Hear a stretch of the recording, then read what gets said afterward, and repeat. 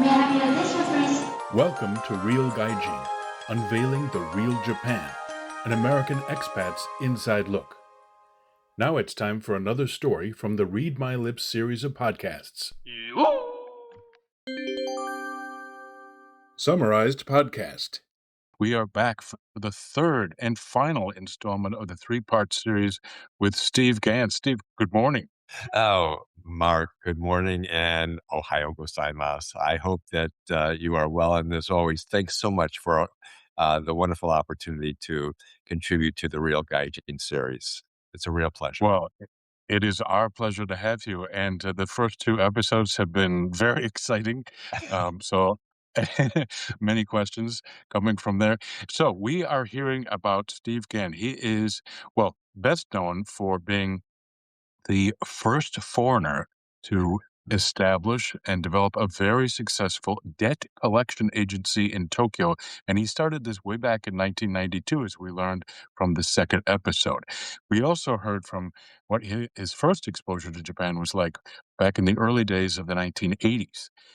Today, though, we are coming to, well, what could be characterized as the fall. Okay, so basically we had the early days, we had the rise, the meteoric growth of his business, and then the proverbial shit hit the fan.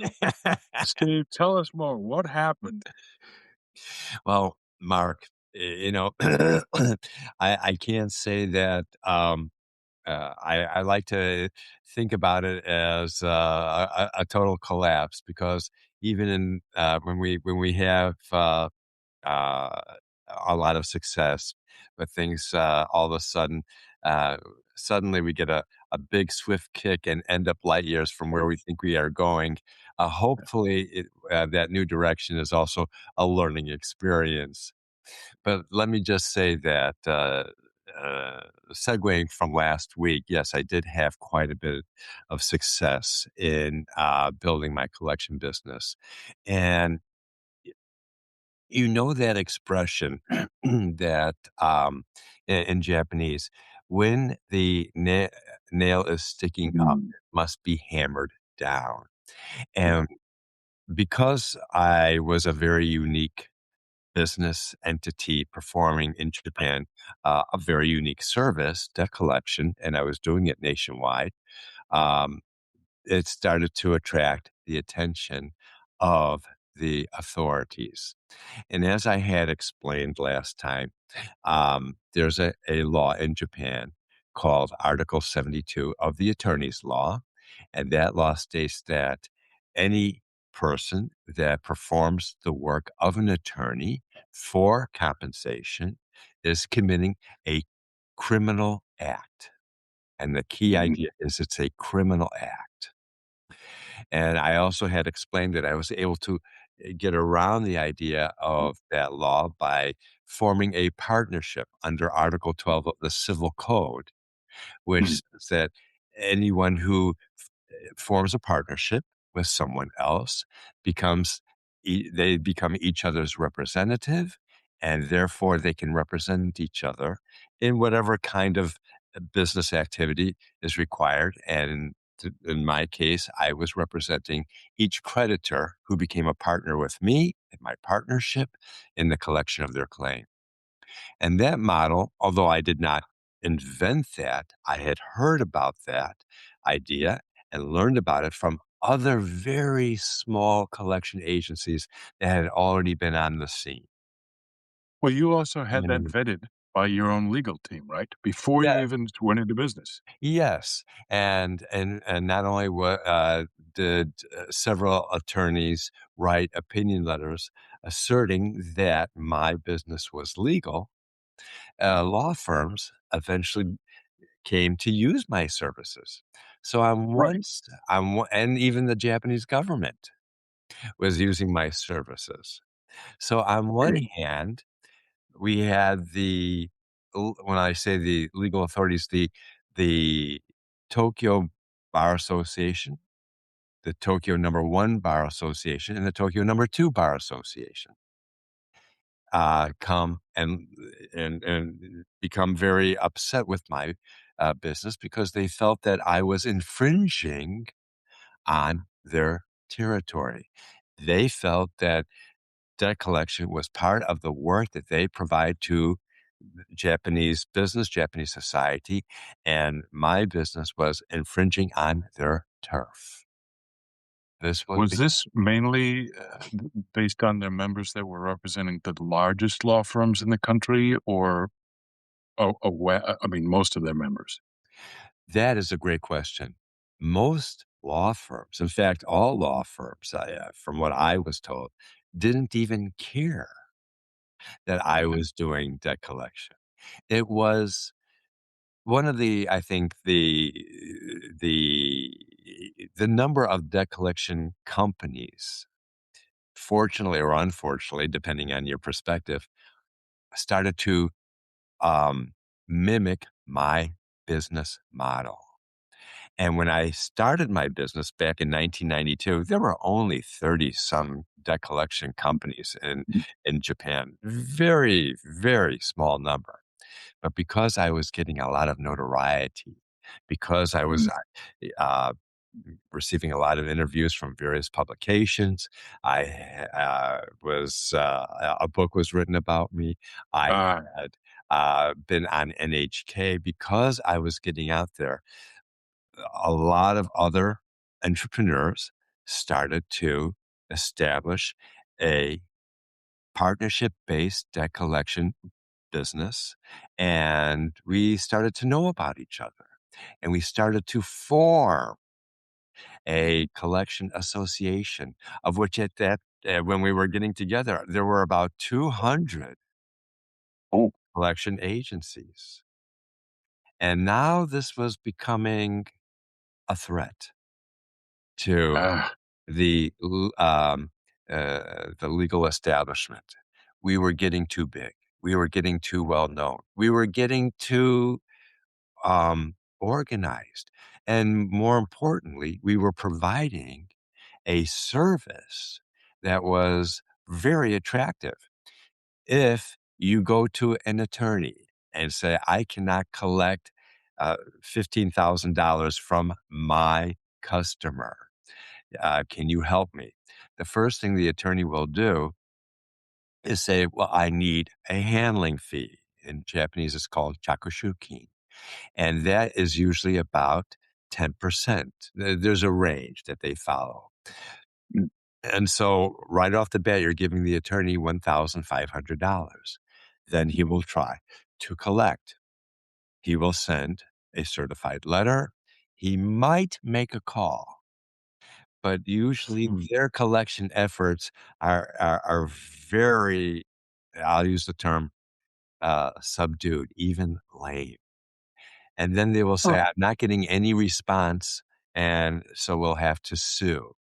And they will proceed with litigation, and they may easily get a judgment in the creditor's favor. But getting a judgment and then collecting on the judgment is are Mhm. two different things. So, a collection agency, what do? We call. We send dunning letters. We try to encourage the debtor to pay. This is a very, you know, active process. We don't easily give up just because the debtor doesn't respond to a letter or a call doesn't mean that we don't make another call. And if the phone is answering, but we've never been able to speak directly with the debtor, we might make an on-site visit. Are they Ah, still in business? Are they still in town?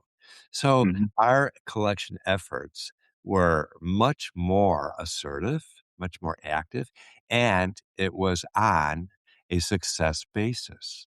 So the Ah, creditor had nothing to lose. So oh, wow. if the creditor came to us and said, "Listen, I have a $15,000 outstanding uh, uh, receivable. Somebody has not paid me, and can you help me?" They would become a partner in my partnership. I am now able to represent them. and we would try to the best of our ability to professionally collect on his behalf, all on a success basis. Well, So that's Seiko Hoshu in Japanese? Gohoshu. That was Okay, and how much what give us a sense, maybe there's a range of a yeah. percent that you would collect So or that you would earn. so in all fairness, an attorney, if he does collect, he would charge 20%. That's Okay. significantly lower than what we would charge, which would be between 30% and 40%. But would the attorney also charge for all the fees associated with the legal activity? Or Yes, yes, you would pay oh, for all those suit fees and other fees that are involved in proceeding with a suit against a debtor. We could not sue, and very mm, rarely did we sue. mhm. We could not collect. Then we felt that litigation really would be not would not be a very good use of your money. But we did. There were very few occasions. It was for a very large sum of money, but a lot of our claims were less than $10,000. And if you are a mid-sized business, that's something you can absorb. But you didn't lose anything by giving us a try. And that was the attractive idea. And when I was giving presentations throughout the country at various chambers of commerce, just the idea that you could give us a shot and Yeah, it would cost you anything. And that was so attractive. And that's something that was not, a success-based business. We've never heard of something like that before that oh, intrigued the Japanese. They're used to paying, and they're used to paying up front at least something. And so the undertaking, the handling fee that lawyers would normally charge, that was something that yes, Japanese would pay the 10%, and if they did collect, the lawyers would get another 10% of what was collected. We didn't take anything up front, but if we did collect, it was between 30 and 40%. So on the upfront end, there was no investment to use us, but if we did collect, it was more than what you would pay for an attorney. You still had the option of using an attorney, right. but we Thank you. were, I believe, more effective. So, And about how long I mean, I know you have different payment re or repayment terms that you offered certain clients that on a customized basis, I suppose, but typically, how long would they have to pay back what they owed so on uh, average? the average payment installment schedule was about 6 months. Oh, okay, so not too So long. not too long, but we had payment schedules out to 2 years. Oh, We okay. had one payment schedule out to 5 years. Oh, alright. So, We outliers. I mean, it really depends on the individual circumstances. And some people have very, very dire circumstances. And the longer you are able to draw out that payment schedule, the more inclined they are able to try and pay.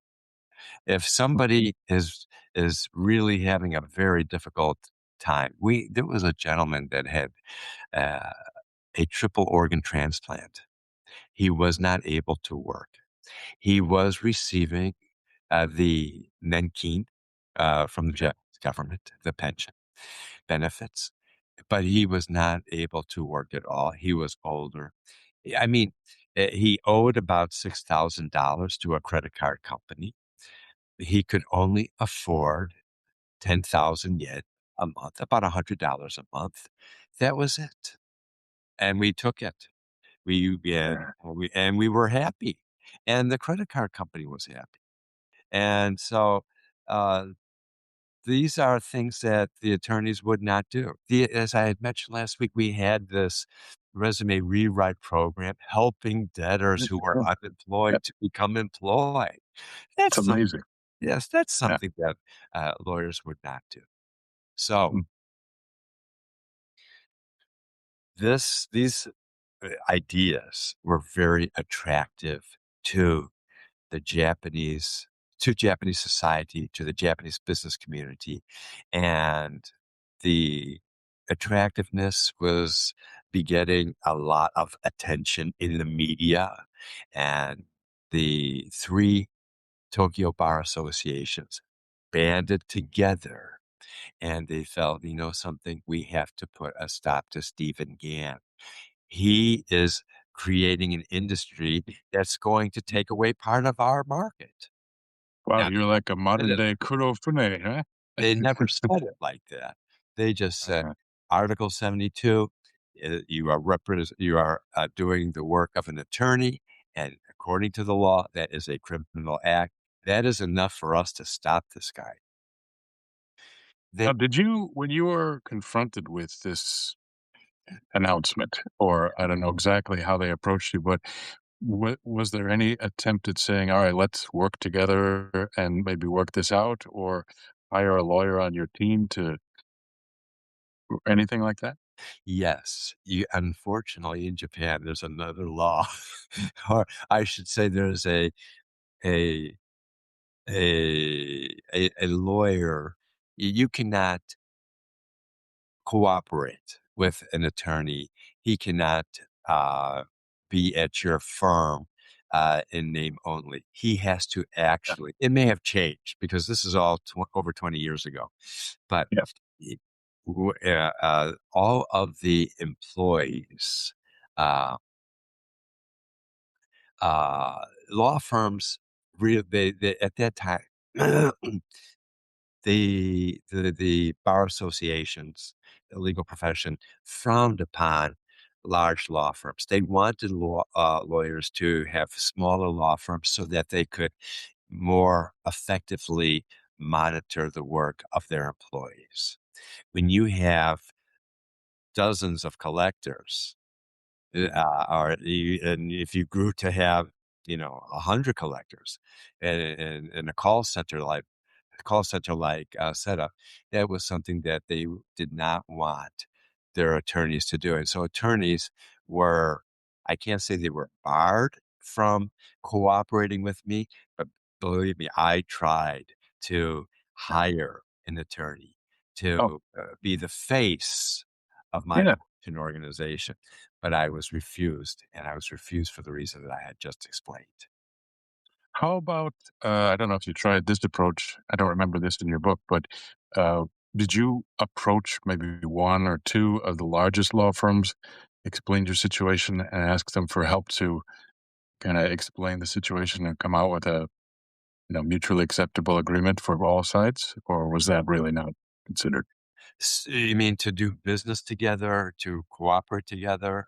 Well, to like provide interference for you within the bar association, you're acting on your behalf to try and quell their concerns and get along.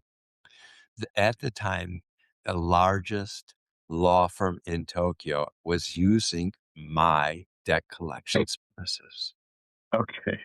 and Contradiction. Okay. what happened with them?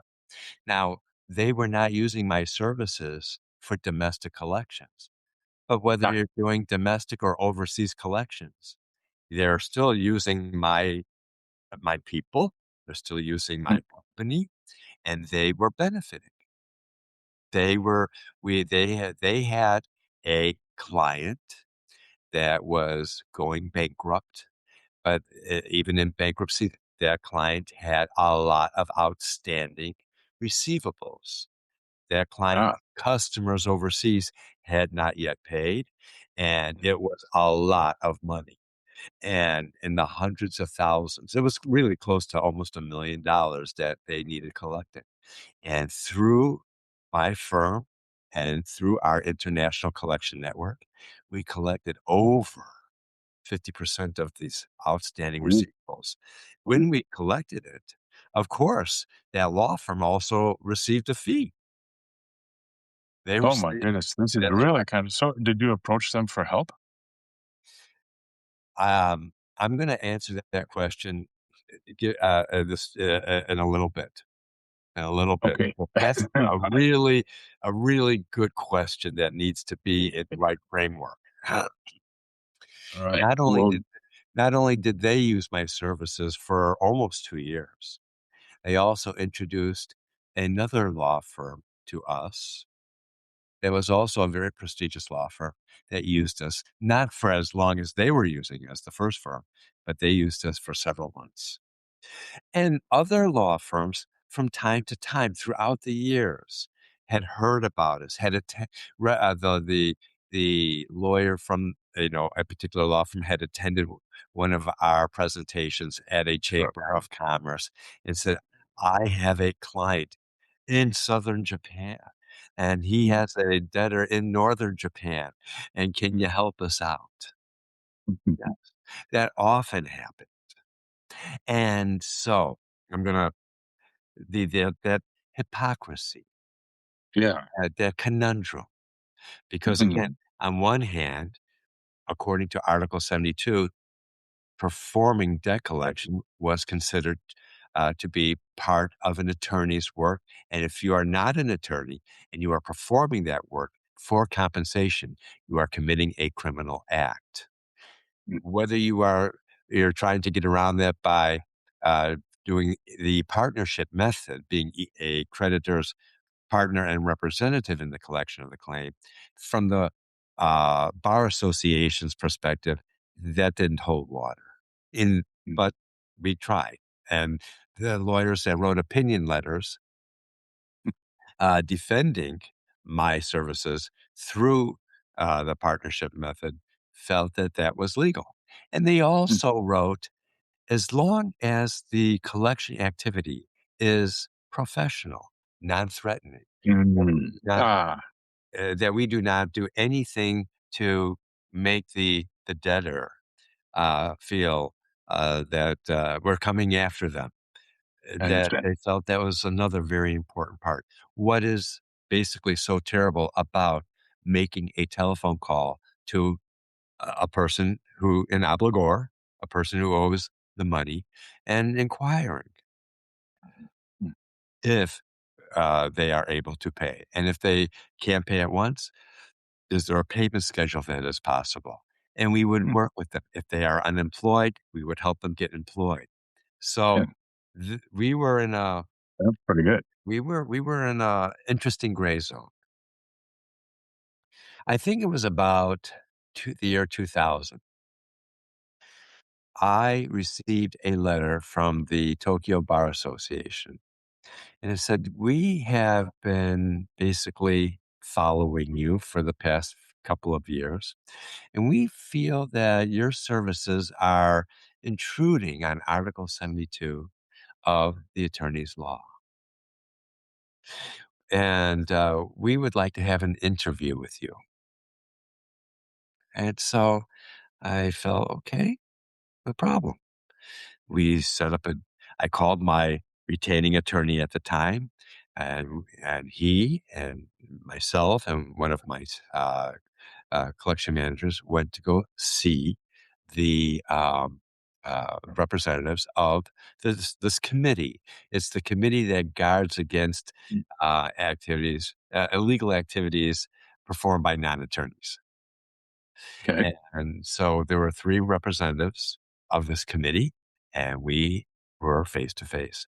And the first thing that they said to me was, "Show us all of your collection letters that you are using. We want to see what you are doing." And I said to my retaining attorney, um, "Do I need to show them our collection letters?" And he said to them, "If it's okay, we'd like to refrain from showing you Yeah. this Mm, our letters because that is company confidential information." yeah, yeah. And they very directly said to me, "We are the committee that guards against illegal activities performed by non-attorneys. And when we ask you to show us documentation, you must provide that documentation." And this was new territory for me. I've never come across this. In Japanese society, a Japanese might most likely respond by showing them all of the documentation for their review. But I held back. Mhm. In retrospect, that might have been a very bad decision. I was polite, but I said, I would really prefer not to show you that information. Um, and so they were not happy. Yeah. They were disappointed. But that would have had confidential client information on it. Well, we would have just brought or showed them the blank letters.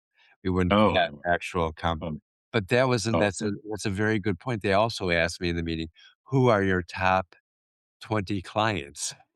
whoa, whoa, yeah, what the Yes. Oh, yes. Mm, They were asking a lot of very, uh, sensitive company confidential information.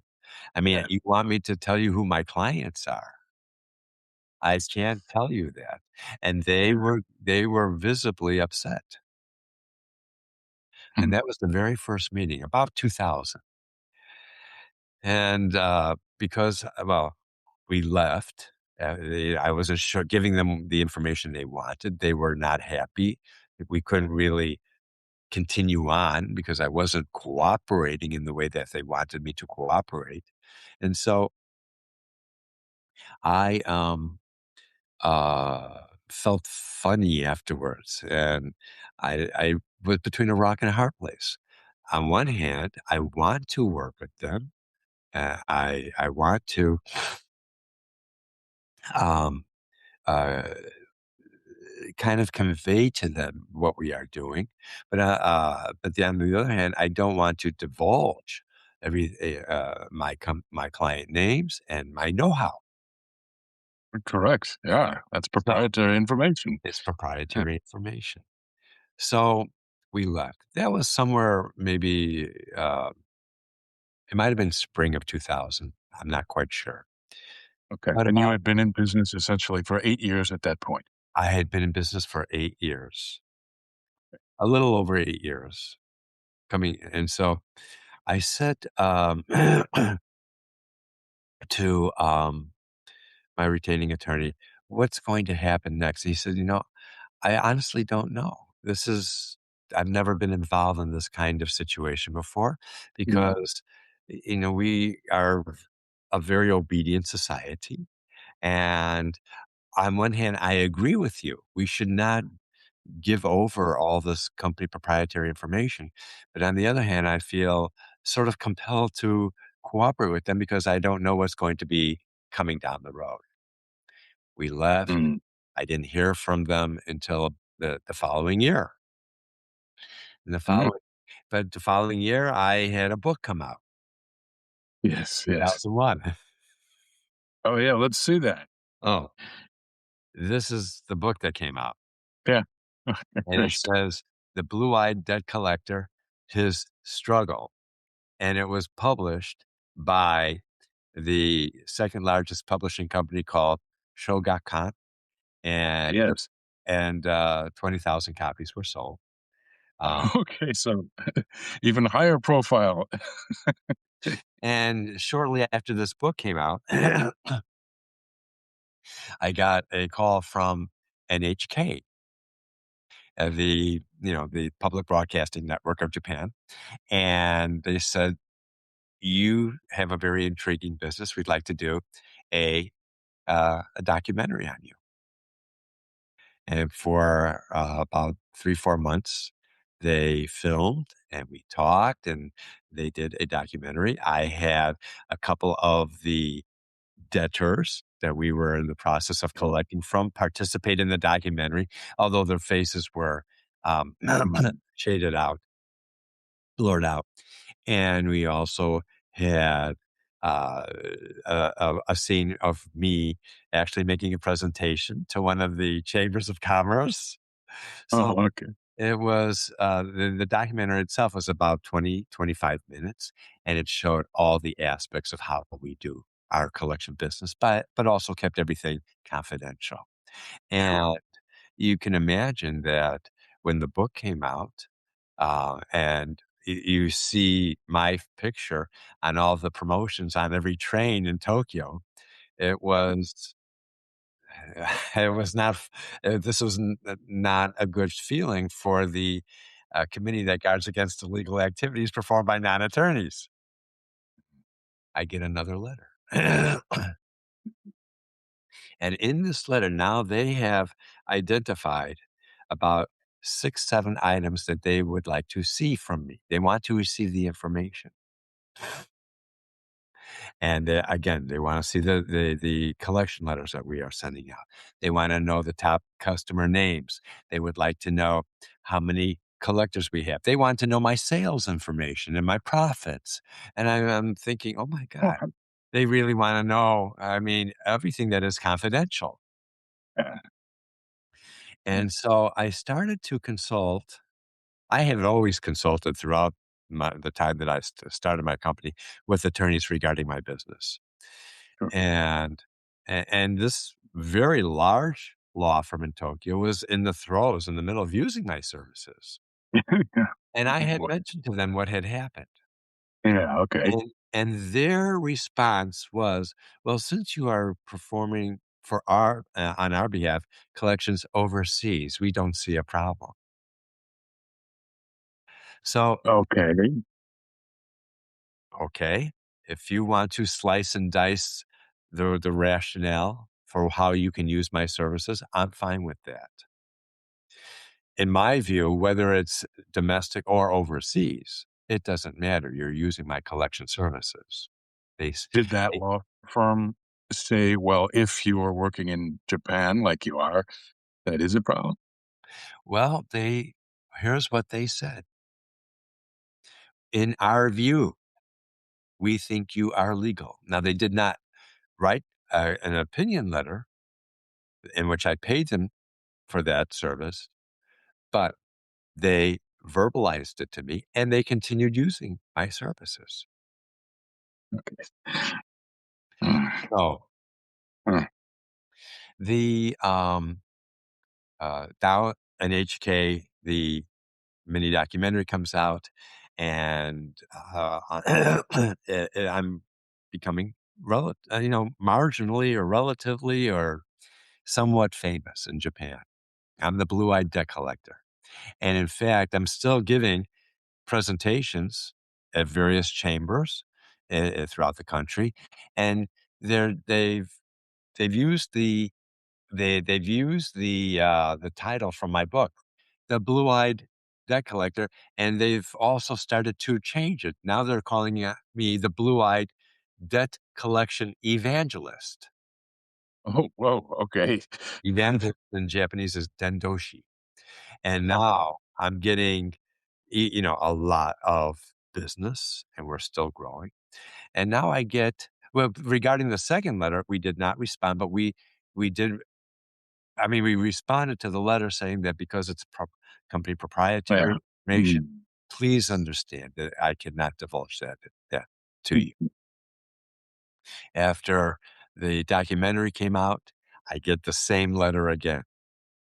mm, Now we're up to about 2003, okay, and we get another letter that has a little more of terseness to it. okay. An understatement, probably. And so I am talking with my retaining attorney. And I had at the time, throughout my time, I always had a couple of retaining attorneys to guide me through. And I'm not just responding to the bar associations uh, Yeah, by myself. I'm having the my attorney respond on my behalf. sure.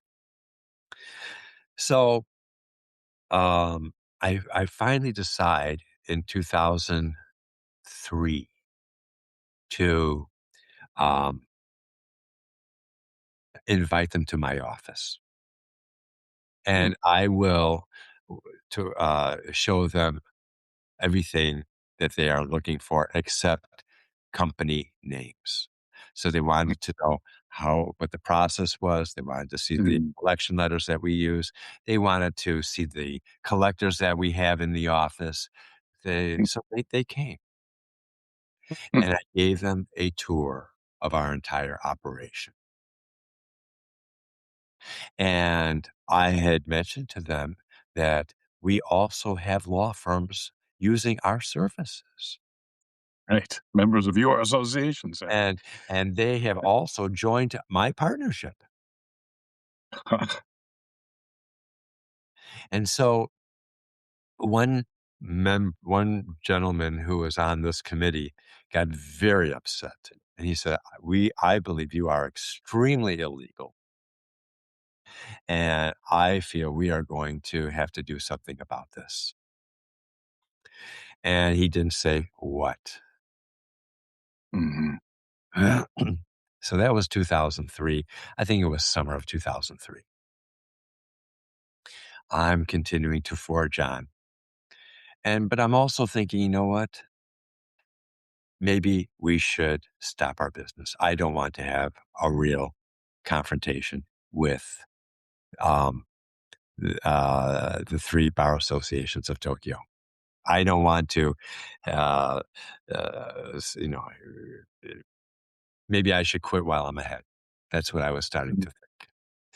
And so mm. I was seriously considering um, selling my Ah. accounts to a law firm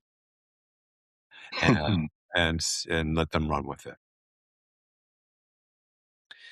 Then the bar associations, the core communication from them went silent, and Mm. I um, was sort of feeling, maybe comfortable. I didn't know what it was, but in 2004, I remember this very clearly. In May of 2004, I get a call from a prosecutor. Ah.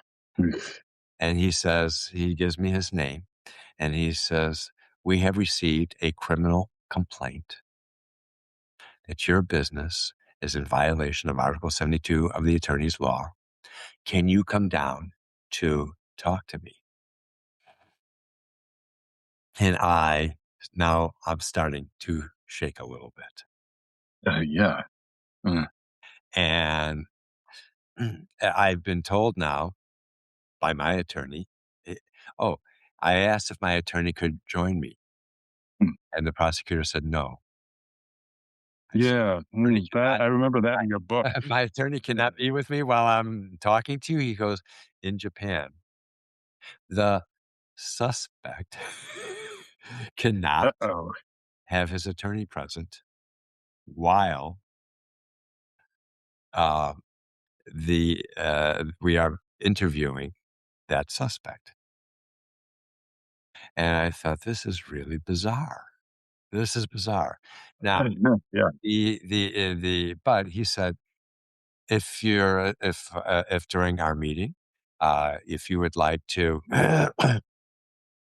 uh, call your attorney if you are unsure, I will let you call your attorney, and we can sort of pipe him in on a conference call. But he is not allowed to be with you at the office. My attorney was very worried that I would go down and be actually arrested, Ooh.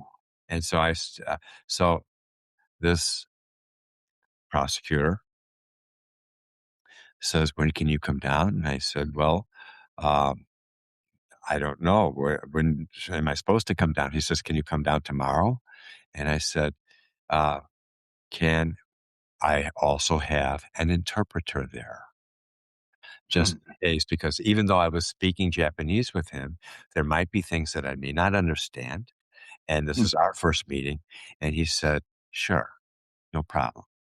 And so it would take a couple of days for him to get an interpreter. He had one there. And so I went down, and I went down with a lot of information with me. I brought a the I've made copies of the all my materials, our business, our letters, a lot of things. I went down. somewhat prepared, or as prepared as I could be. And uh, I arrived to the uh, Tokyo prosecutor's office. It's a big building and very official looking. And I checked in, and they checked my bag, and then an escort came down and went up to the uh, like the 18th floor, went into the office, and we met. And my heart was pounding.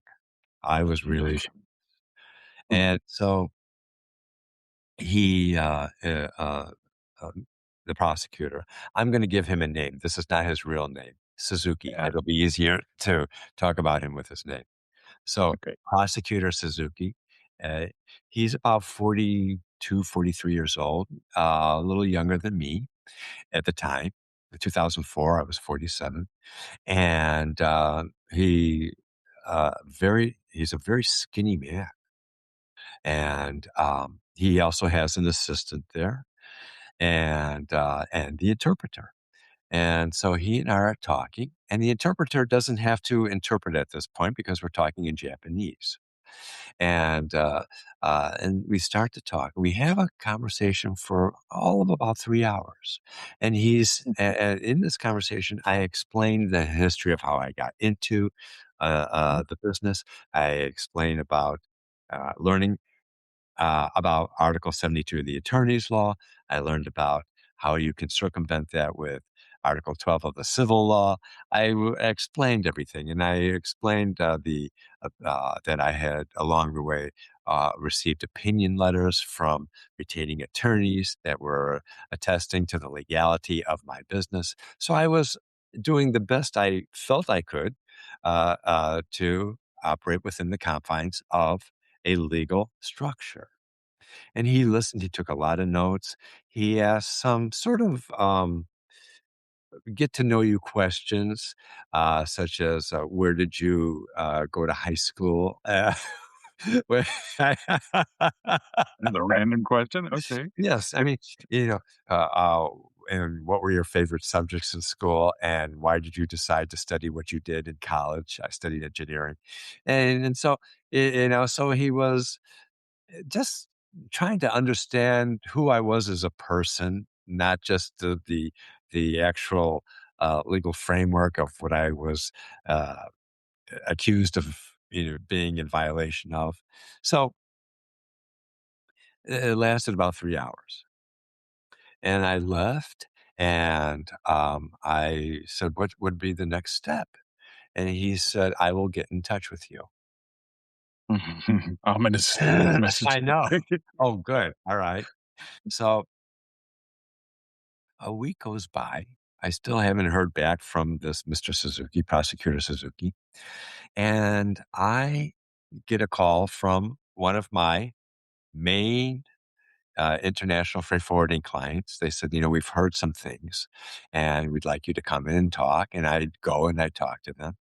And while I'm at their office, one of my staff calls. And the staff person says, "You've got to come back. We are being raided by the prosecutor's office." And raided in Japanese is kasuire. And I thought, "Oh my God." And I said to my wonderful client, "I have to leave. I've had an emergency at my office." They were in shock. And I took a cab back to my office, and there were about 20 people from the prosecutor's office in my office going through all the file cabinets. They were trying to download all the information from our computer system. We had a very, very big computer system, elaborate computer system. And so I was totally blown away to see all of this.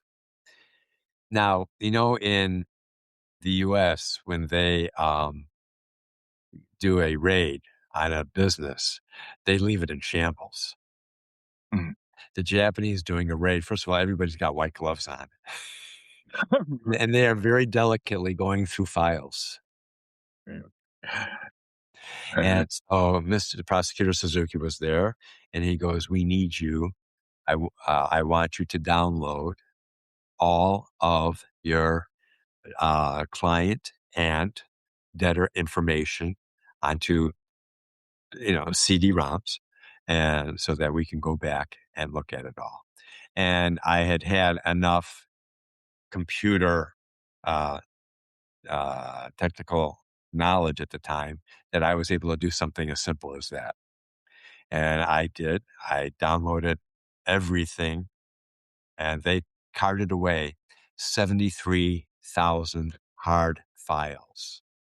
So oh, they had everything. and I imagine you must have contacted your own attorney at that Oh, point yeah, and to my say, attorneys came over. "Yeah, They came okay, over during all of this, and, I mean, they were talking with the prosecutor while I was busy doing all this downloading and, trying to, keep the temperature down, and I yeah, was very, very polite. And then, it was about, so they got there early, 8, 9. I wasn't there, as I mentioned, because I was with my client. And then at about 1, if they finished everything up, and they said, "We have to, now go to your home."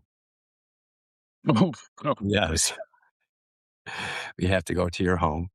And I lived in Setagaya at the time, and, we went to first have lunch. yeah, I After remember that from we your had to book. That's first so have lunch. strange." Yeah, First have well, lunch. We went to Denny's for lunch. Denny's. I paid for myself, you know, and, we had lunch. I had with me one of my most trusted employees, and, he was a young, young man. He was only 20 years old at the time with Oh, red dyed hair shaped in a cone. He was a very, very unique young man. He was extremely smart, and he was very, he had a lot of confidence. And and so he was accompanying me to lunch as well as to my home. And so it was Mr. Suzuki, one of the other, we'll call them investigators, me and my staff had gone to lunch, and then we had gone to my apartment. When they came in, they took off their shoes. They had their white gloves on. They just opened up a couple of drawers very, let's say, just to open them up. They weren't even looking inside. They mhm, said, "We need your passport." I said, mm. "My passport?" They said, "Yes." And so I gave them my passport. That's primarily what they wanted. They liked my apartment. They said it was very stylish.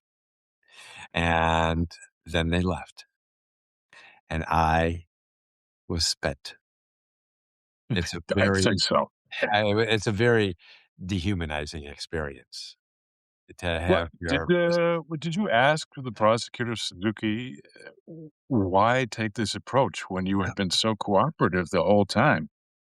they wanted to, uh they were getting a lot of pressure. The prosecutor's office was getting a lot of pressure from the 3 bar associations of Tokyo. So I think I remember in your book that after all this, spending all this time with prosecutor Suzuki, that he kind of gave you the impression that what you're doing is not illegal. Well, Uh, here's what happened. That was so after the raid, now the real investigation began. oh, okay. And so for the next so that was in May of 2004, and for the next 3 months, June, July, August, yes, I went down to the prosecutor's office almost like every 2 or 3 days. They were going through all the files. They were trying to get in touch with the debtors. They were Yeah. trying to find people who had been damaged by my collection business. And so But the most important thing is they wanted a statement from me that I wantonly, purposely violated Article 72 of the attorney's law. So I would get down there, let's say at 1 in the afternoon on a Thursday. And by 8 o'clock at night, we finally finished one statement. He would write something on my behalf. I'm not writing it. He would write it. I would read it. I'd check with the interpreter. I'd say, no, this is really not correct. He'd And rewrite you were it. doing this by yourself with no legal counsel No present? lawyer there. My lawyer was not allowed to be there. So, um, after working on this statement for 7 hours, and we would not even take a break. And so, um, finally, the statement that we created was useless to him Okay. because it was so watered down. It was not what he wanted. He wanted a real, hardcore, strong, no gray zone admission of guilt. And I was not giving it to him. And so, about in early June, my mother here in Chicago was extremely upset. And she said, I'm coming to Japan. Okay. And And at it's this point, on she was 80, right? Or 78. 70, okay. And so she came. And now I'm going down to the prosecutor's office with my mother. Now, she couldn't come in the room. Oh, right, right. She couldn't come in the room. And but she was in the waiting room. There was like there were a bunch of vending machines down the hall, and I had her Mm. there, and it was not easy. She was For waiting there hours. for Yeah. hours, and I brought up the first time in the plastic chair. It was very painful for her. The next time, I brought a pillow for her to sit on, and a Mm. pillow for her back, and so she was, she was there. And to be coming, first of all, into the prosecutors into the building with my mother. They were blown away. Yeah, right. Who does that? "Why is Yeah. she here? Why what is your mother doing here?" And the gentleman that checked me in the lobby, loved her. He was yeah, and "Good morning." Yeah, he just wa he really just was very, very fascinated by all this. I would get upstairs, up to the office, and I'd put my mom in the waiting room. And for about 5, 6 sessions, she was in the waiting room. And again, Suzuki and I, we were going through trying to create these statements. And these statements are not, I mean, we couldn't get past the first statement that it was an admission that I was in violation of this law. He tried. But he's also interviewing now debtors that we had collected from. He's interviewing clients. He's interviewing my staff. He's interviewing colleagues of mine. He's interviewing, the chairman and the chairmans and the presidents of the different chambers of commerce and other associations where I had spoken. Oh, this is really a very involved process.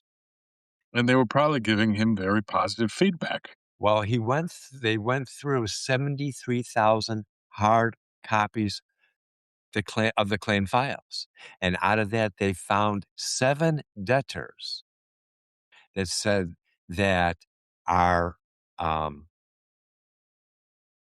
they did not like, uh, um, our style.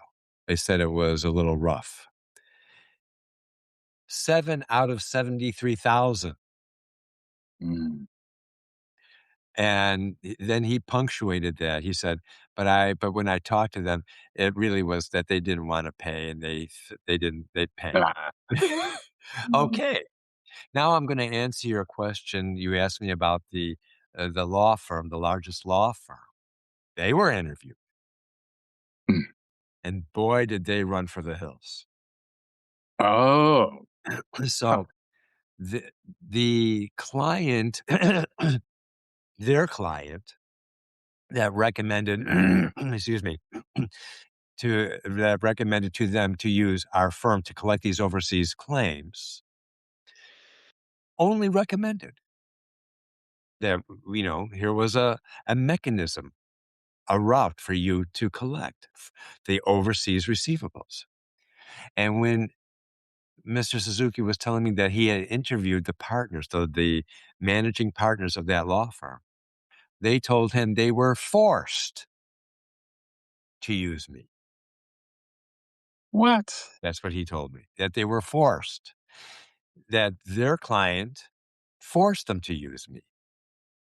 No, they weren't forced to use me. Their client recommended they use me, but they could have said no. Huh.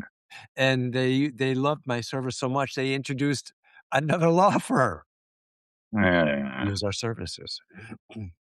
So, as Mr. Suzuki was, um,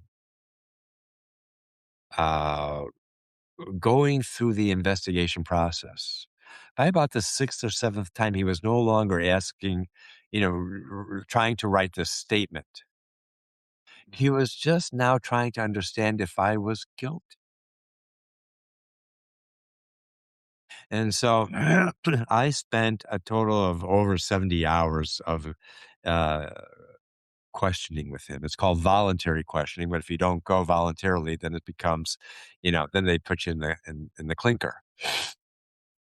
Well, we're going to get to that in a minute, but still, So, just to put this in perspective, right yeah, about this time, thinking back to it, was when Nissan was working with or was headed by Carlos Ghosn, and he was ascended as a prime yes, disruptor in Japan at that yes. time. Oh, he was, he had come in, created a huge revolution in Nissan, and he had a lot of enemies in doing that. Right. Yeah. I think that's where you're going with that. And Well, I was wondering if indirectly you were affected by that because you had also disrupted his that's right. industry. I was, I did. I was disrupting the status quo. You know? That's a huge lesson learned for any foreigner that wants to do something innovative in Japan. So I had a total of over 70 hours of this voluntary questioning with Mr. Suzuki. I do want to say along the way, I think it was at about the sixth time, he said, "Why must you bring your mother to the prosecutor's office?" Moral support. And I said, she's very, very worried about me. She's afraid I'm going to get arrested and she needs to be here with me. And he started to, his lower lip started to quiver a little bit. And he said, if I were in the same situation as you, I don't think my parents would ever come and support Oh, well, me. And oh, his eyes were getting watery. yeah. And I said, I understand. I won't bring her anymore. And from that point on, all the way until the last session of our questioning, I put her in a coffee shop nearby with a mobile phone, and she could just sit there for as many hours as she needed to. I had an arrangement with the owner of the coffee shop who happened to be in one of my business networks. And so she could drink, go to the washroom, drink coffee, go to the washroom, eat food, whatever, and he spoke English fluently. Oh, okay. So the tone of the investigation started to change. And I showed him the actual law, Article 12 of the Civil Code. I brought the book and it was in English and I bought it at the Ministry of um, Finance, this book. Mhm. And, and I said, "This is what I have been using." And he read it. Now, this prosecutor, Mr. Suzuki, had a very interesting background. He worked as a prosecutor, uh, as an unofficial prosecutor in New York for several years. So Okay. he was now educating him. He wanted to really get to justice. He didn't want to just, be done with this case. You're guilty. Let's get it off my desk and go on to the next one. No, now he was really starting to see, something? You really do believe that you're legal, don't you? Right. Yeah. And so You're getting through. the very last day in August, it was like end of August of 2004, he says to me, "Could you do me a favor?" And I said, Okay, what is it?" He said, "Could you just sign a statement that you're guilty?" And I said, "You know, Suzuki-san, I really don't want to. I really don't believe I am. I don't want to do that." And I said, "What will happen if I do that?" And he said, "I can't tell you because we don't have plea bargaining in Japan." Oh. Oh, really? Yeah, there's no plea Okay. bargaining. Plea bargaining is called shiho torihiki, and there's no such thing as shiho torihiki, plea Yeah. bargaining. And I said, If you can't tell me at least," and I mean, it has been a horrific summer for me. I decided to close down my business during that. Mm. So I had a meeting with all of my clients at like a banquet hall, and 200 of them showed up out of Oh. 800 clients. I had my retaining attorneys there. I explained the entire situation. I said, I'm closing everything down." I closed everything down. I said, I want to just leave Japan at this point. I think that's the best thing I can do for everyone, but I don't want to be guilty when I don't Mm. believe I'm guilty." And he said, "You know something? You're right." And not because if you're guilty, then the retaining attorneys who wrote opinion letters asserting that you were legal are also co-conspirators. And the law Mm. firms, excuse me, and the law firms that used your services are also co-conspirators. Mm. I said, "I appreciate you saying that." Yeah. And that was the last meeting we had. Mm. That was in towards the end of August of 2004. And I leave. My mother goes home at the beginning of September. I tell her, "I don't know if they're going to drop this or what." She said, "Well, I'm going to go home." And I said, "I'm glad." And for the next few months, I'm now tidying everything up. It's very difficult to close down a business. Mhm. It's very, you've got so many tentacles everywhere that need Mhm. to be tidied up. Yeah. But, uh, and by the end of October of 2004, I had made a lot of headway. My staff all had left. A lot of them were just disgusted with what was happening. They didn't want to be involved. But Mm. the young man that I told you, he was there every day supporting me. He was wonderful. And I had a young woman as well, and she was originally from China. She had, Mm. uh, she grew up in Japan from the age of 10, and Mm. they were both in college, this young man and this young woman. And as a side note, they became boyfriend and girlfriend. Ah, okay. It was very sweet. And I also had another person who was from the Philippines. So I did have support, people that were staying with me, and I had a lot of friends in Japan that were helping me. Mm. Now I wanna go. I Yeah. just wanna we've done a good job.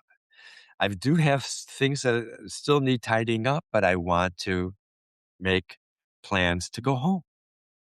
Mm. But I haven't heard anything since the end of August. What's happening? Mm. And I call to Mr. Suzuki, Prosecutor Suzuki, and he's no longer Mm. there. Not a good sign. And I hear through the grapevine that he's been demoted Mm. because he wasn't able to get me to sign a statement.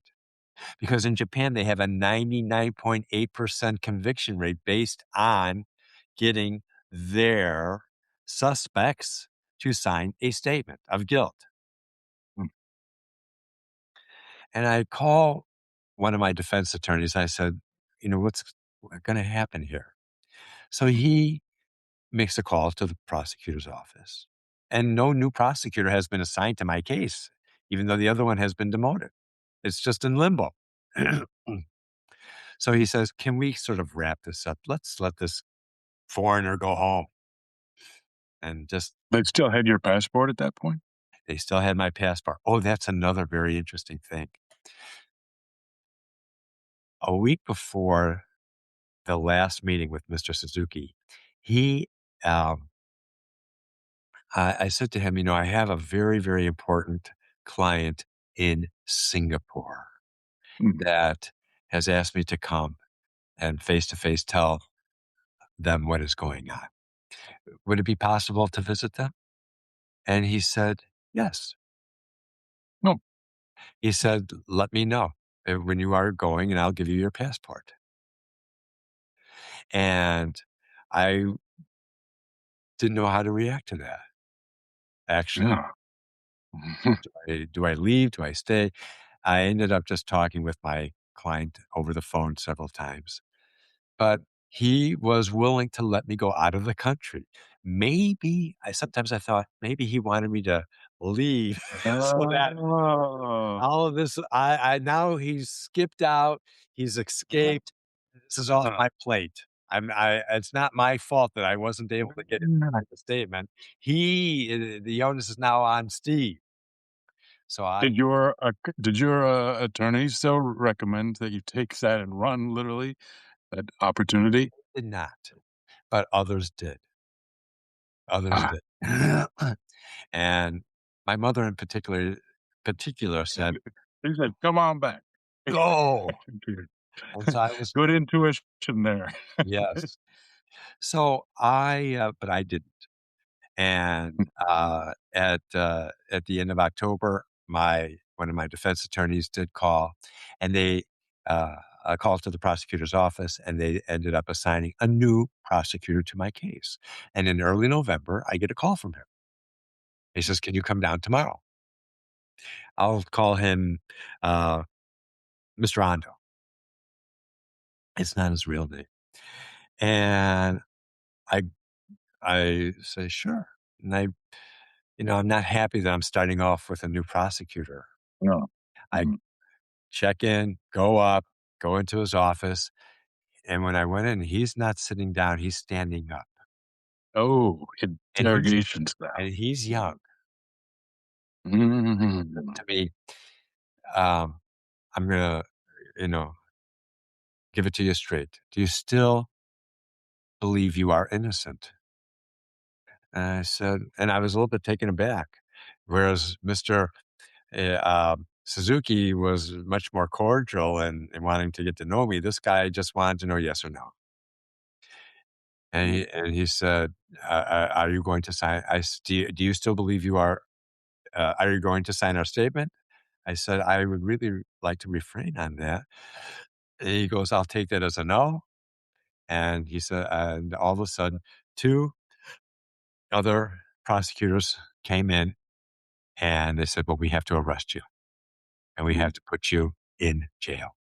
You're not cooperating with us." Mm. And they came in, they immediately took my briefcase. They went through it again with the white gloves very carefully. And they said, They put everything in special envelopes, and I was now handcuffed to this new prosecutor, young guy in his 30s.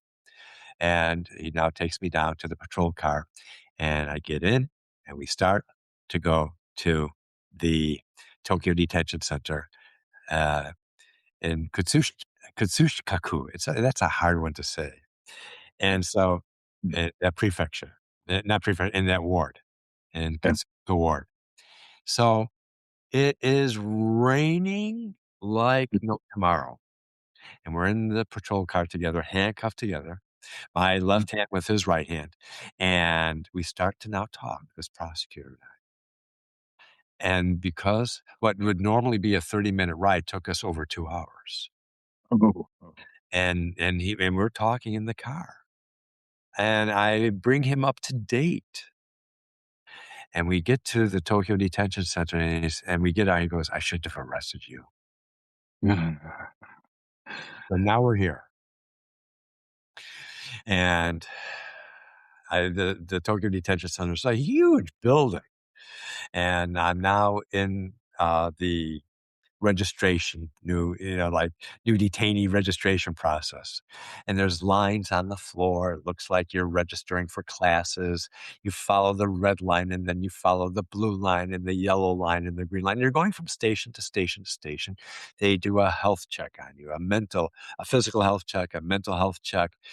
They did, you go into this one area where they do a strip search, and the guy says, "Nah, don't worry about it." He didn't. I really appreciate that. You're sweating bullets at this point. That's really, that's the ultimate, humility. And so he just taps me on the shoulder, "Just go through." Yeah. And I'm the only one there being registered in this huge Yeah. registration area. And there's about maybe 7 or 8 different stations, and finally, they take me, and I'm still wearing my suit, by the way, when I went down to see him, Oh, and um, they, uh they take me up to my little room so and the cell, and they put me in this, it's, how I was telling you my office was a 6 tatami mat. yeah, yeah. This was a 4 tatami mat. It was tight. Okay. This is Mm. tight, and But you're by yourself, though. I'm by myself, and it's very clean. And it's tatami mats. And there is an area at the back with a toilet. It is, you don't see it because there's a partition, so you have privacy. Oh, And, I'm there, and I'm just lying on the tatami mat. In the corner is a futon and pillows and things like that, and I, uh, am, uh, completely in shock. yeah. The head guard knocks on my door, and, I open it up. I get up and open it up, and he You opened your own cell. opened up my yeah, I opened it up, and he says, you "Welcome to the Tokyo Detention Center." He he walks around with little, hallway slippers, and he takes those off. He asks, "Can I come into your cell?" I said, "Yes." And we sit down, and he says his name. He introduces his role, and my job is to make your time here as comfortable as possible. And I am immediately feeling much better. Mm, mm. And he goes over the rules and regulations, and there's a manual in English. He asks that I read it, and he goes, "If you know, just follow the rules, you'll be fine." And I thanked him, and he said, dinner will be served at about 5 o'clock, and there's all kinds of things you have to do before and after dinner, which I was doing, and I got a very nice dinner, but I was still in shock, and that evening, I was about 7 o'clock. I was called to go to the prosecutor's office inside the detention center. And there was Mr. Ando. And now we are beginning the whole investigation process from the from the beginning. And he is trying hard to get me to sign a statement of guilt. And we're going, and there's an interpreter there. And, but I am refraining from saying I maliciously and wantonly and purposely violated Article 72 of the attorney's law. I don't want to talk like that. That's not me. And so this goes on for 4 days. And he finally says to me, finally gets a statement that's sort of, if you could, it's like he's gone over the line a little bit, but still it's so, uh, uh, you know, milk toasty as far as he's concerned. Yeah. It's Uh, really the meat that he needs. And he says to me, you know, um, I showed your statement to my boss, and here's what's going to happen now. Do you remember that a famous politician? He says to me, Munio Suzuki. He was a very famous politician in Japan back in the 90s and early 2000s from Hokkaido. And he was indicted, arrested, and convicted of bribing, but he never acknowledged guilt. And he was kept in the cell, in the room, in solitary confinement for 2 years. And during that time, his legs completely atrophied. He, he was let out. He couldn't even walk. And Mr. Ando says to me, is that what you want? what? What? Yes. Oh, I was threatened. You either give us the statement we want, or you're going to end up like Mr. Munio Suzuki. And once again, you were all by yourself Yes. with no help other Right. than the No interpreter who attorney. was being hired by them. Right. So I then decided it's over. I'm going to cooperate with them. I'm going to give them what they want. I'm not going to spend 2 years in here just on principle. And for the next 2.5 weeks, every other day, I was with this Mr. Ando, and we would spend hours writing up the statements. You don't just write one statement. And these statements are many pages, and they incorporate many facets of your business, your history. I mean, I wrote a statement how I sort of misled my clients. Mm. I wrote a statement how I misled my employees. I I misled society. I lied. And so and by the last statement, I wrote like 8 or 9 statements. By the last statement, I was exhausted, Mm. absolutely, uh, completely exhausted. And all the statements before that, I would very painstakingly go through line by line with the interpreter to make sure I really understood what I was signing here. The last statement, I just, he wrote it, and I just said, I'll sign it. I can't go on. Oh, I'm, I'm, oh my. I, I'm beat. And throughout this whole process, you had no access to your own legal counsel. Nothing, nothing. I did have visitors. I Mhm. had you're allowed to have a visitor, your lawyer, for 15 minutes, and I did have him come 3 or 4 times during the whole process, and that was very helpful. But you're in detention. What are you going to accomplish in 20 minutes? Nothing. Mm. I had the 2 young people who were with me. They came, a couple of times. I had other people come. I had, you know, comfortable of an existence in the Tokyo Detention Center that one could have. This little happy coat Yeah, yeah. was one of the many things that was delivered to me. I had a silk futon with silk blankets, with comfortable pillows. Okay. I had clothes delivered to me. When I came down to the prosecutor's office for one of uh, interrogations, I mean, one day I wore this absolutely gorgeous, um, uh, magenta cashmere sweater with a white turtleneck. And the pants were just beautiful. And Mr. Ano said, "My God, you look great." Oshade is name. So he was really shocked.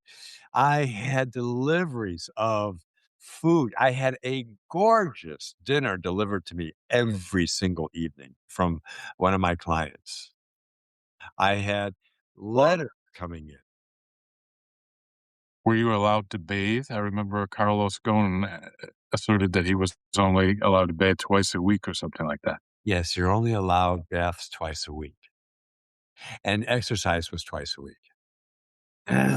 And the Mm. bath has its own very limited, you are in the bath you can use the bath for 15 minutes. It's 15 minutes to shower and clean yourself before you go into the bath. As you know, you can go into the bath then for uh, about 5 minutes. It's individual. And then you have to take a moment to clean out any you know, hairs or detritus, and then you use the remaining 5 minutes to dry yourself off and get dressed. It goes very quickly, and Mm. and they're timing you, and they say, go phone 5 minutes, not to go phone, again 5 minutes, and so you are not there to relax. You are there to Uh, that's it, and that was twice a week. I had exercise twice a week for 30 minutes, and I it was as comfortable as one could expect. Yeah. I think that, if I were not in detention, I might think of myself many, many years ago as doing Europe on $5 a day. So, it was that comfortable, you know? It was Okay. okay. Mm. I survived it. At the end of my cell or room on the far wall, the opposite wall of the door, was a huge, huge picture window. And, Mm. the sun would come and cross through the window, and I'd get for a good hour and a half, I'd get some wonderful sun. I mean, so it wasn't like it was dark and dingy and cold Yeah. and no, it was okay, you know? Mm. And for the other meals, for breakfast and for lunch, it was very high quality food. There was nothing I enjoyed it. I know that's funny. Okay. I enjoyed my meals. And as so, what happens now? I've signed all these statements. I'm in there for 24 days at this point,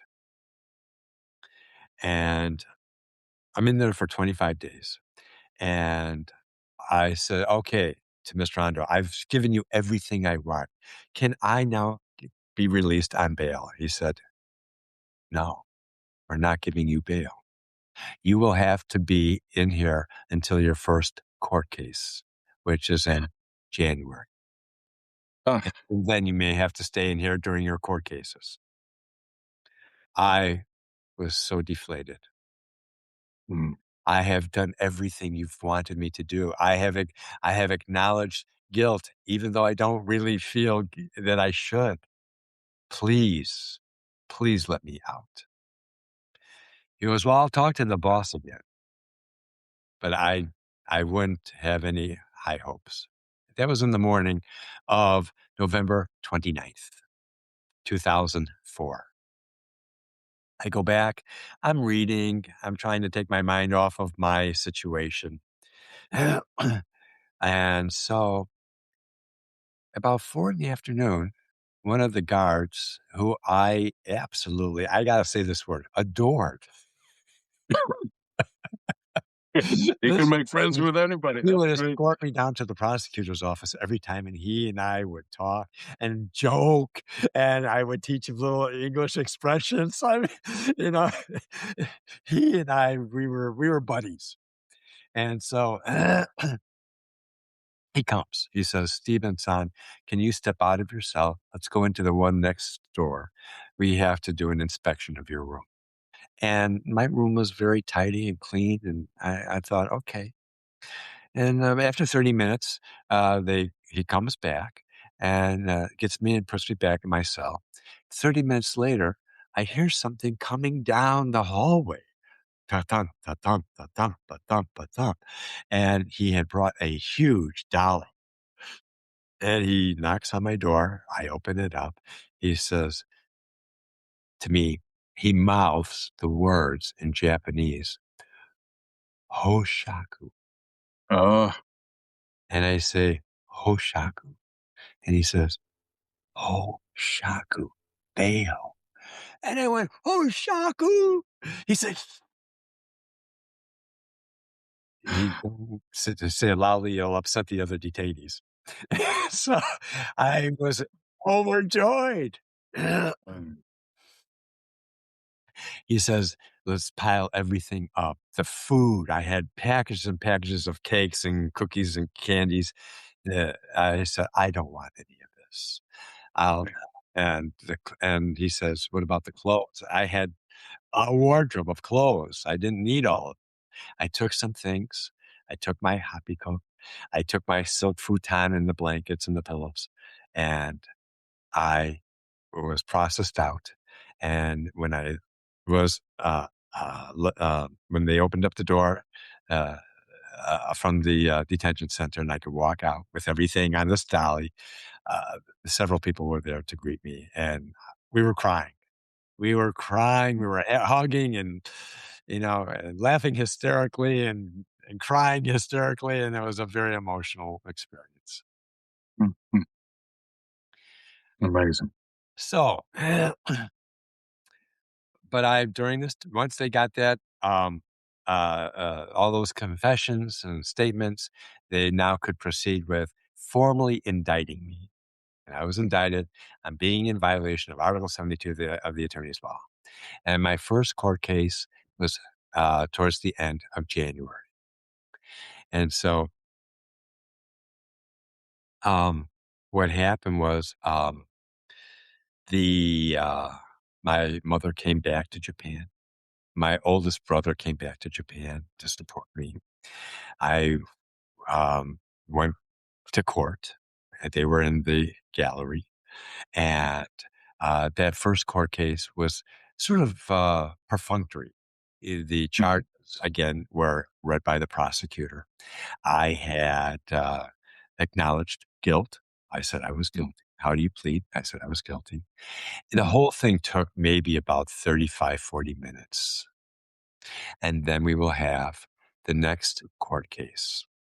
I mean, yeah, the court session. And that was scheduled for mid-February. And my brother went home. My mother stayed with me in Japan. And I was tidying things up still. I had the office was now completely closed. I was just free, and my mother and I were out and about.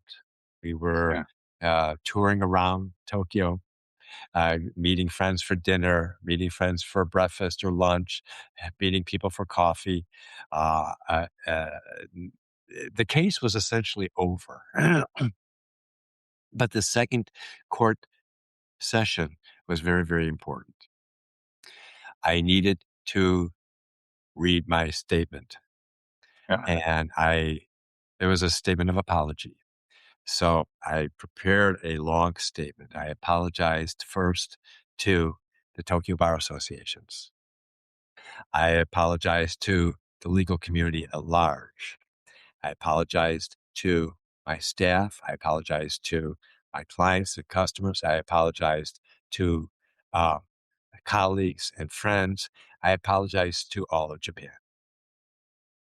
Hmm. And and then I talked about how I want to be, how I regret what I did. I said I am very, very remorseful, and I am begging the the judge to allow me to be rehabilitated. This statement took several days to construct. I had practiced it and practiced it many times. I had to, at the end, really show contrition and, if possible, to even cry. This was a ballet. This was a choreography. Hmm. And at the end of my statement, I was crying, but not Yeah. for the right. For really? I was crying because of the humiliation. Oh, wow. I was crying. And if I really had let myself go, I could bawl my head off. Uh, But I um, you got it's all they're looking at you to see if this is if they're real tears or, pretend tears. hmm. After I read my statement, the judge then said, "I'm going to pass your sentence for the next time." So they got the statement. We made one more court date in the middle of March. Came back, and now he's passing sentencing on me. And the sentence was, uh, 1 year in jail, suspended for 3 years. I was given probation, and a $10,000 fine. Now think about it, a $10,000 fine and a 1-year prison sentence, suspended for 3 years. It was not a very serious fine. Yeah. It was 10,000 bucks is nothing. Mhm. All of And this for 10,000 measly dollars, but perfunctory. It's the mm, choreography. mm, All cases that are given a 1-year prison sentence are automatically, uh, uh, uh, suspended for probation for 3 mhm. years. I knew about the result the day before. Huh. A very close friend of mine who worked at the Justice Department, the Ministry of Justice, called me and said, "Good news. The judge is going to give you" the judge is Goodness, going okay. I knew Yeah. what was gonna Hey, be. by the way, speaking of people that you know, I mean, I'm thinking about that movie Midnight Express through Right, all this. right. I did the, US Embassy help you at all? Yes, they were trying. Yes. Mm. They had visited me in the, detention center, and I am in fact, there was one gentleman who had me speak at the US Embassy about debt collections in Japan, and he and I are still in touch until this day. Oh, And no, he was upset that this was happening to me. He told me that he went to go visit the prosecutor, mm. uh, the second one, and said, "You I have no know. idea how Stephen Gann is helping Japanese society with his business. This is a real travesty." He said, "He doesn't belong in jail." Oh, yeah, that's what he told me. I had I mean, the thousands of letters that were being Yeah. sent to the prosecutor before and after I was arrested. Oh my "What are goodness. you doing?" I mean, I had presented this unique business all over the country and had Yeah. many, many Mhm. hundreds of clients, and so they were upset. This was not a case that you should be arresting this guy, let alone putting him out of business. Japan Yeah. this. Mm.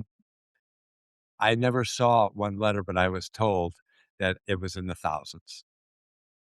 So they were in shock that, they were they were in a sense cutting off their nose to spite their face, but they didn't. Yeah, yeah, The bar associations, the 3 bar associations of Tokyo needed me out of the way.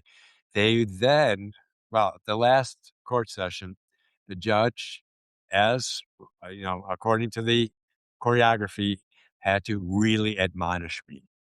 You were greedy, selfish, self-centered. You thought only of yourself.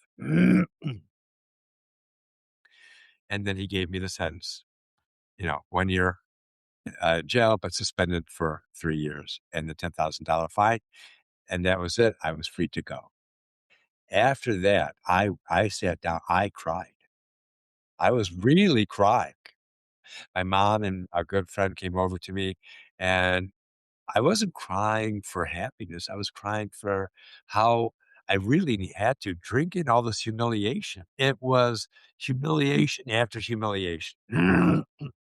mm, So I then, um,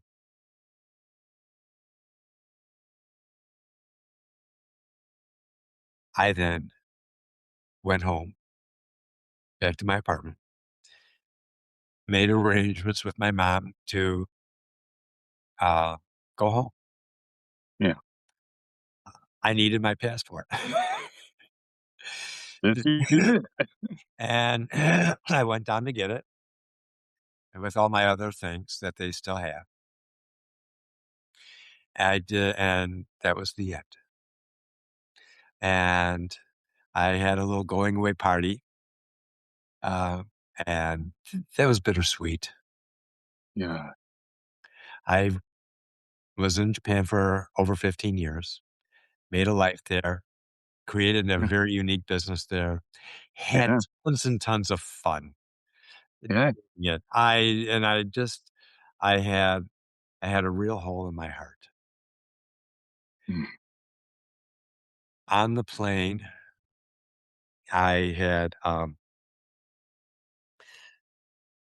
I sat in coach, mom was in business class, and I wanted to be by myself. I wanted to be by myself with my thoughts. I came home. One of my brothers met me and my mother at the airport. She was happy to be back to see him. It was traumatizing for her.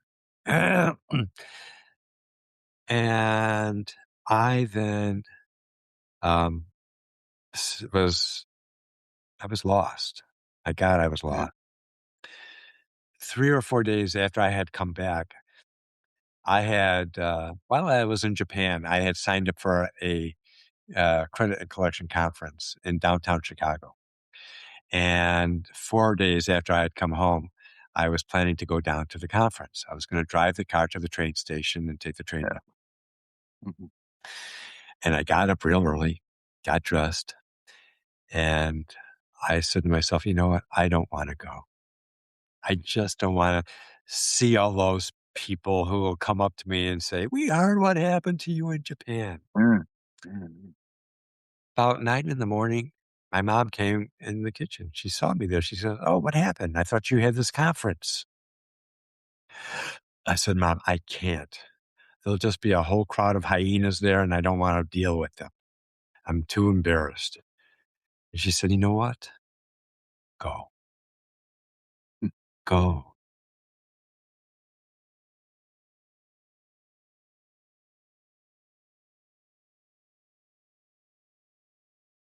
Got in the car, went to the train station, got on the train. At the next stop, a gentleman, a quadriplegic, got on the train. And he was in the space on the train, in the train car in front of me. And we started to talk. And when I got on the train, it was rainy and cloudy and bad weather. But his conversation and mine, it was so enjoyable. And we started laughing about things we were talking about. got to we got to Union Station. I got off the train, got up. When I got up, it was gorgeous, blue sky, Oh, cold. symbolic. It was April of 2005, and I said, "Okay, you know what? I'll start over.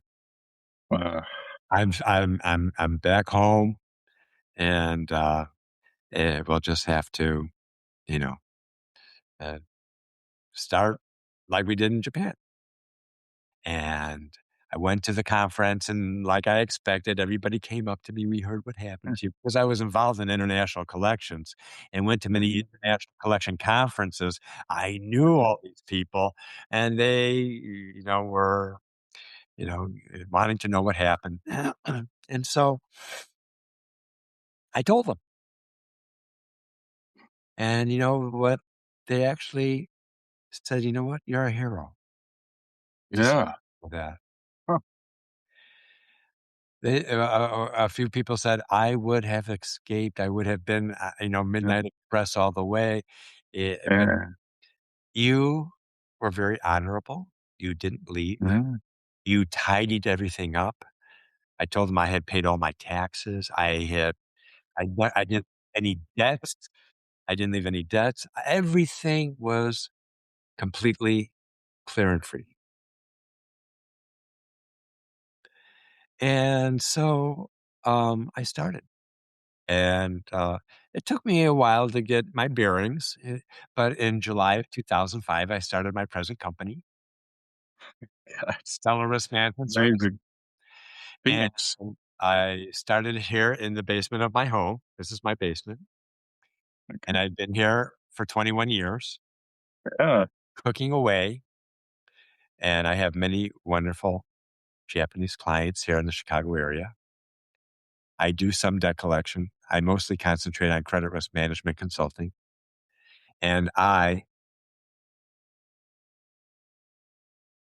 have had here a wonderful life. Yeah. What an amazing experience. And you wrote all this in a book too. This is the book in English, Making It and Breaking It in Japan, my true story of song, sins, and solitary. And Wow. this Was book, quite a story. bringing it back to Carlos Ghosn, when I Yeah. published the book in 2016, Yeah. um, the book only sold 300 copies. But when Carlos Ghosn of Nissan, the chairman of Nissan, was arrested in 2018, all of a sudden I woke up one morning and I noticed that the number of copies being purchased of my book were very large because he was um, arrested and held in the Tokyo Detention Center, Right. maybe the same Yeah. room I was. I was in I was in special section, and people who commit white collar crimes are held in special section at the Tokyo Detention Center, and that's partly why you get a lot of special privileges. Mhm. I didn't know that initially, but and I tried to contact Carlos Ghosn when he was in the detention center. I don't know. I sent him my book. I don't know if it was ever delivered to him, but I just wanted to give him words of encouragement. Um, And well, we his know what he did, but my goodness. And I mean, to this day, you essentially don't harbor any feelings of ill will toward Japan. It's actually the opposite, right? exactly. I am very fond of Japan. I have a Japanese newsletter that goes out to 15,000 Japanese readers every month. Oh my I goodness. am a member of the Japan America Society of Chicago and the Japanese Chicago Chamber of Commerce and Industry. I'm involved with things all Japan. I have not been back to Japan. I can Mm, go back to Japan. There's no problem in me doing that. But mm, I just, I had, I don't want to be on a flight for 14 hours or even breaking it up to Los Angeles 10 hours. It's too long for me. But I have still a love for the Japanese people, for Japanese culture, and Japan, the country. The only people in, Japan that didn't like my services, that didn't like me, was this committee Well, that kind of against the well, illegal activities of non-attorneys. You know, they mm, were the ones that wanted to, get rid of me, and not once they got rid of me, they got rid of all the other 200 or so collection agencies. ah, Now they ah. had the sacrificial lamb. This was the case to, put an end to all of this, rigmarole. So So looking back at this, I know this has gone for a while today, and we really appreciate sharing all of these details. And at points, it was emotional. I mean, anyone would be emotional at this point. But do you have any advice, for example, for other foreigners who might be interested in doing something a little unusual here in Japan? well, my big mistake was being in a legal gray zone, Mm, mm, and if you are going to do something in Japan, don't be in the legal gray zone. Be absolutely legal. There's no circumventing, mm, because that was my big mistake. yeah, And well, that's the biggest thing that I would advise, anyone who wants to open a business in Japan. The second thing that I would say to just anyone is that in life, if you can, every relationship is different. I understand that, but I learned a lot from my mom, yeah, and we ended up living together for 15 years mm. in this house. She passed away in December 2020 at the age of 94. Oh my goodness. And I took care of her full time, 24 Mm, hours, days a week, the last 4 years of her life. mm, And it was the most blessed opportunity I have ever had. mm, And if it wasn't for her still believing in me, yeah, encouraging me, motivating me, making light of a heavy situation, yes, I would not be, able to function today. I think that, uh, she if there is a hero of this story, it would be her. None of us can imagine having our 78-year-old mother no, grown, no, and amazing. that sent a message to everybody, Mm, because I think in Japanese society, the shame that your child mm, is being, convicted and humiliated like this, they would not want to show their faces. Like Mr. Suzuki, the first prosecutor, said, "If I were in your shoes, my parents would not be supporting me. They would not come." well, I think you're absolutely right about that. I'm sure you're aware there's a recent case where someone who was on essentially death row for years and years, decades, was let out, and his sister had Oh supported my him for god. and Yes. and so yeah, I think you're absolutely correct about that. Yeah. Wow. Anyway, I'm sure our listeners are curious, but when news broke of Carlos Ghosn's escape, dramatic escape in a violin case Right, to right. overseas, what was your reaction to that? Well, mixed emotions. I Mm, mm, I felt that now he will be a felon on the lam. yeah, And that's not easy. I am clear and free. I can wherever I want, travel wherever I want, and in fact, go back to Japan whenever I want. yeah, yeah. I don't look over my shoulder. Mm, And I thought that's going to be maybe, you know, not a good situation for him. On the other hand,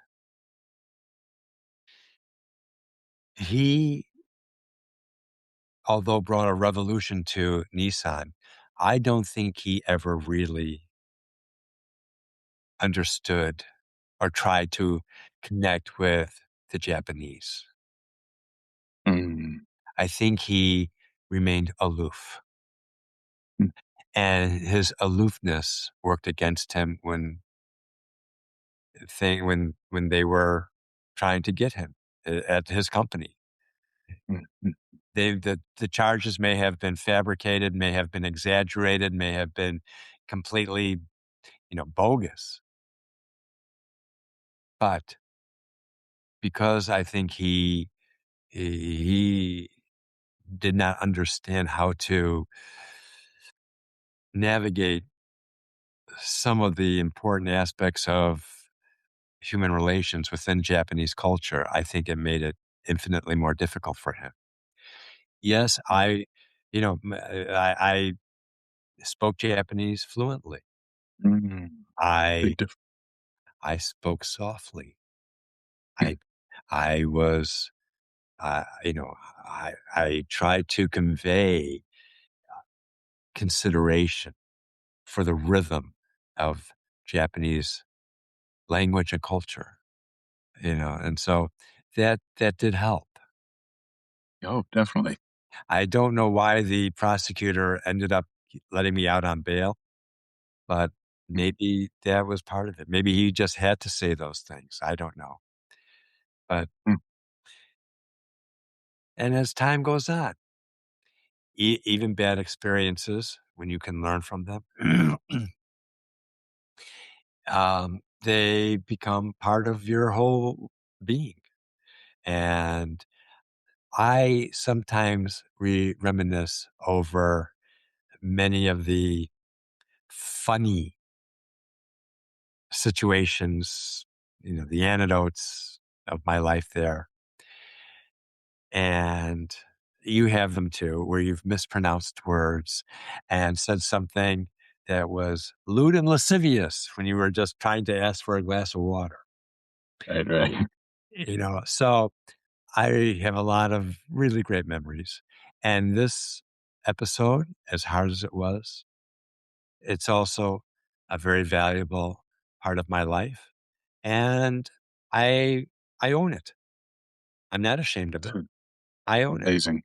Yeah. So that's it. Wow. Well, that okay, that's it.